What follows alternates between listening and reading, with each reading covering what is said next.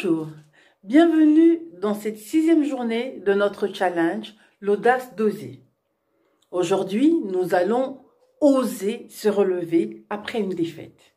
Je suis Marie-Sam, coach, formatrice et CEO de Risa S Consulting. Oser se relever d'une défaite. J'ai presque envie de dire encore une fois, c'est tout un programme.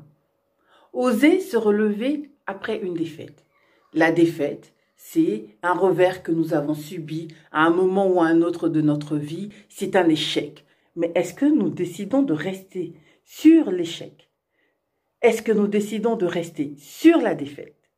Ou est-ce que nous décidons simplement d'avancer, d'aller de l'avant? Et aller de l'avant, c'est une décision que nous prenons en notre âme et conscience. C'est une décision volontaire de se dire, voilà, à certains moments, à tel moment précis, par rapport à tel dossier, par rapport à tel fait, j'ai subi un échec. Évidemment, on a tous connu des échecs, que ce soit dans notre vie professionnelle ou dans notre vie privée. Je dirais tant mieux pour ceux qui n'en ont pas connu, mais ce serait quand même un peu difficile à croire.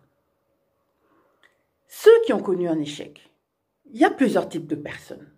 En ayant connu un échec, de se relever, c'est une décision. Mais aussi, de laisser tomber, c'est votre décision. Quoi qu'il advienne, c'est vous qui prenez la décision de la suite de l'échec, de la suite de la défaite. Le plus souvent, on entend bien dire, tu as gagné une bataille, mais tu n'as pas gagné la guerre. Pourquoi? On part dans ce principe de défaite. La défaite n'est jamais définitive.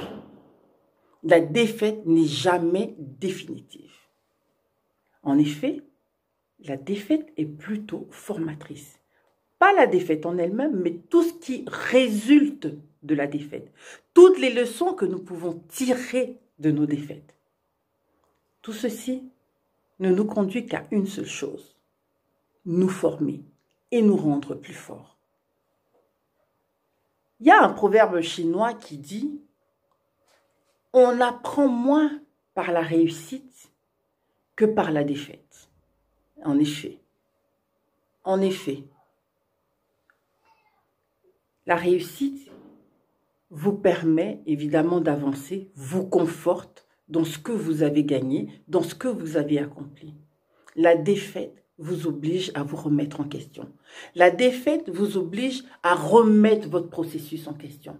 La défaite vous oblige à améliorer votre processus. Et dès l'instant où on va dans cette idée d'amélioration, la défaite ne devient que formatrice. Il y a une citation de Nelson Mandela qui dit « Le plus dur, c'est se relever après être tombé. » Ce n'est pas de tomber en soi, c'est se relever après être tombé. Évidemment, se relever après être tombé vous demande d'oser. Oser à nouveau repartir. Oser à nouveau reprendre votre courage. Oser à nouveau vous reprendre en main et dire voilà. De cette situation, de cet échec, je fais une analyse. Et de cette analyse, je vois ce qui n'a pas été. Et en voyant ce qui n'a pas fonctionné, je mets en place un processus. Je mets en place des moyens d'arriver à mes fins. Oser après une défaite.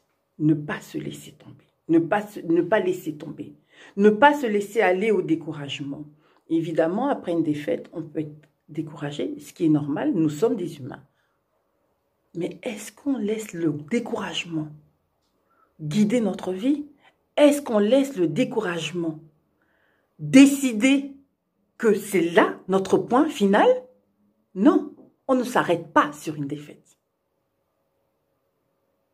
On décide qu'une défaite n'est qu'une étape dans notre cheminement.